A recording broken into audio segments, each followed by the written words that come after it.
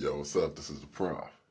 Yo, check this out, man. I don't know. I felt compelled to really talk about this one. You know, I'm supposed to be, developing some other type things, but I felt compelled to have to chime in on this. Look, yo, everybody's tripping about the whole TMZ Kanye West thing that they had yesterday with him basically giving his spiel on his method of operation, I guess, if you will, as far as he's expanded upon his dealings with Trump and why he would make America great again had, that basically is, a symbolism of, the whole Trump presidency and stuff like that.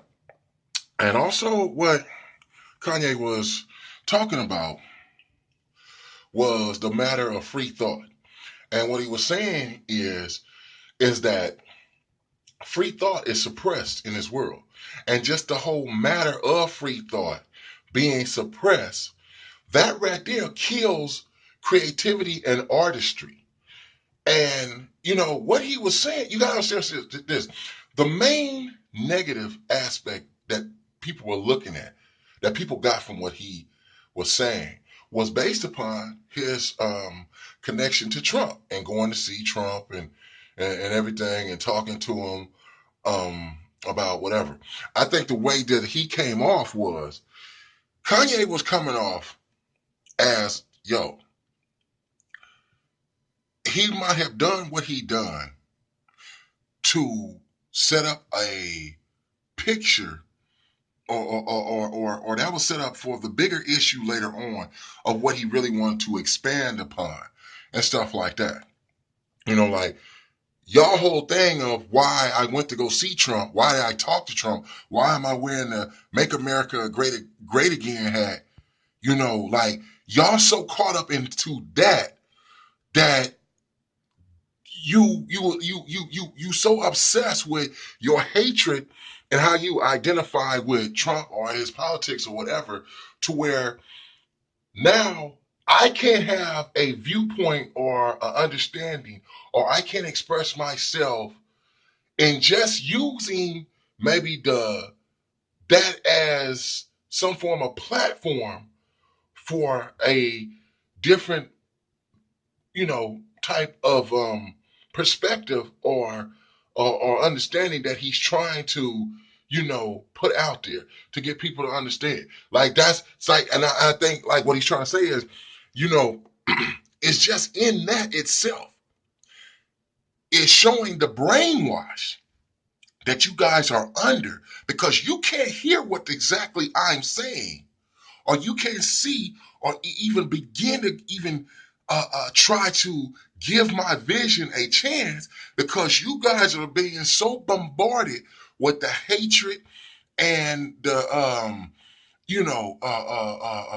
the agenda, by, if you want to say the left, I guess, or the powers that be, to basically you know uh, uh, destroy the character of Trump because of his politics, because the way he thinks, and what he's doing, is different from their perspective, their agenda, and their brand of politics. And so I think what he's saying is like just the whole political aspect of things kills creativity, kills individual thought, kills true consciousness and shit. It is so I think he's trying to go to a level of um he's trying to go to a level of understanding and perception and thought, and he's trying to put that out there to the people to say, yo, stop for a minute. Everybody is caught up in the hustle and bustle of everyday life, and everything is being recycled, and it's like repetitive, and people just want one whole you know, a package of thoughts, of behavior, of understanding, of what I think he's doing. This is his whole way of addressing the whole, one world order thing. And I think what he's doing, see, sometimes you gotta understand something. People, I could really, express this and hit at the real, um, pure heart of the matter about this in a certain way, but I'm not gonna explain it like that. But put it like this: um, if you have the powers that be that we talk about, and the mindset is that these people are more powerful than us, we can't. There is a self defeatist mentality that is embedded into our mental psyche as far as dealing with powerful political figures, in this world. No matter who you want to name, whether you want to talk about the Masons, whether you want to talk about the Illuminati, whether you want to talk about the Rothschilds, whether you want to talk about the U.S. government, whether you want to talk about the Trilateral Coalition, you know, um, uh, uh, no matter what, the mental psyche that's embedded in people's mind is we cannot fuck with those people.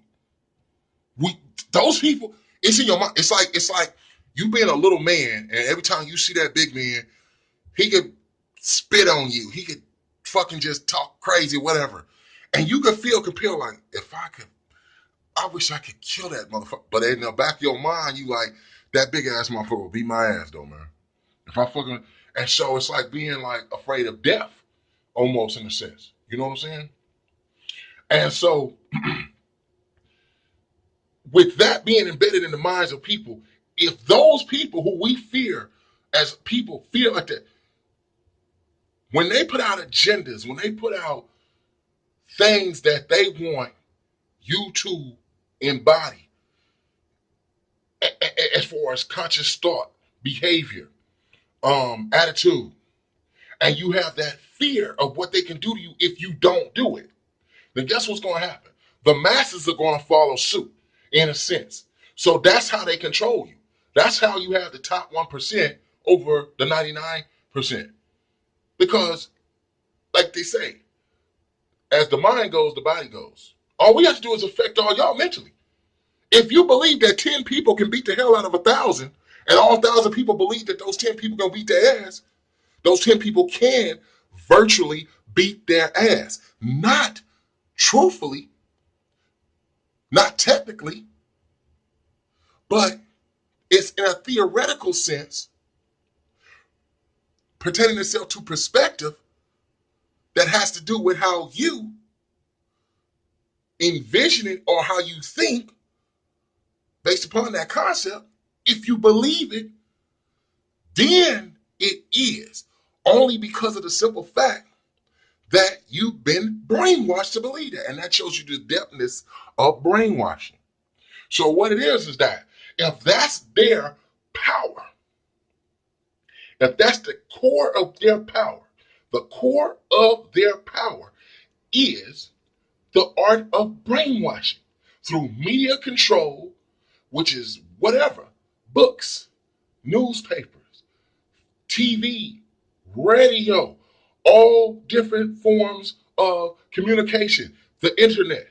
Then somebody comes along with an idea that says, hey, you know, we don't have to necessarily do that. We don't have to fucking think how they tell us to think. We don't have to fucking move how they tell us to move. We don't have to speak how they tell us to speak. Hey, like, it's like a black guy going to say, hey, if he was really smart and intelligent and he could reach the masses, he could tell white people, say, hey, white people, you don't have to hate me. I don't have to hate you. Hey, Latino person, I don't have to hate you. You don't have to. But if the masses, if the people that's in charge, the powers that be, want racism to spread throughout the world so that we can all be at each other's throats, and they say by them being all like that, they can't look at us and see that we are the instigators of all this mental anguish that is being perpetrated as being caused by entities or people or organizations or ideas that really is not, but because they're opposite of what our thoughts and ideas and perceptions and we have the power through the media, and the media controls brains and minds and stuff like that, then we can use that power to override any sense of consciousness that you're trying to put into the people. But if you become some kind of powerful person to where, wait a minute, those things are not working effectively or efficiently as we thought they did or wanted, and you start messing up people's minds because what you're doing is you're deprogramming them. Okay? At the heart of the matter of it all is brainwashing used to basically control the masses, and that's the center of what their politics is really truthfully based upon. And that's their power. That's what's at the heart of what their power is. Then you wonder why when you speak against the government, you wonder why when you speak against certain political leaders, you wonder why when you speak against certain institutions that have this power and stuff like that. Is it really a mystery why people like that wind up dead?